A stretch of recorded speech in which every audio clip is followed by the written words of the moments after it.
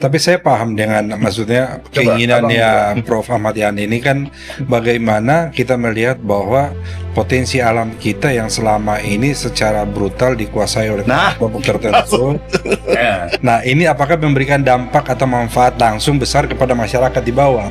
Nah, ini kita melihat bahwa kalau kita mendengar pidato kemarin, itu jelas bahwa beliau ingin menguasai kembali dan ingin menunjukkan bahwa kita bukan hanya negara hukum, tapi negara berkuasa atas apa yang negara miliki dan bisa digunakan sebesar-besarnya untuk mewujudkan kesejahteraan rakyat.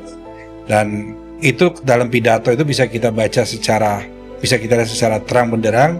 Cuma dari bahasa beliau mungkin tidak menyerang secara langsung, tapi penyampaian itu jelas bahwa bagaimana negara akan berkuasa di atas tidak hanya menjadi negara hukum yang kita tahu bahwa hukum kita ini, karena beliau pasti mungkin sering berhadapan dengan masalah-masalah hukum, dan kalau masalah tambang kayaknya Prof. Ahmad kayaknya agak sensitif ini tadi.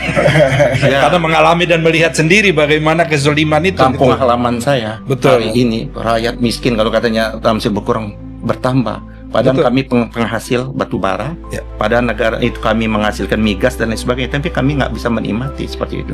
Ini kan koperasi ini kan nanti bisa menjadi suatu alat di mana pemerataan dari kekayaan alam itu bisa dimanfaatkan oleh rakyat itu. Karena setahu saya dengar dari pembicaraan dari Pak Menteri Koperasi, ke depan koperasi juga bisa mengelola tambang, bisa mengelola batu bara, sehingga ini menjadi suatu kendaraan di mana masyarakat bisa berkontribusi dan terlibat langsung dalam pemerataan kekayaan alam itu, pembagian kekayaan alam gitu, Prof.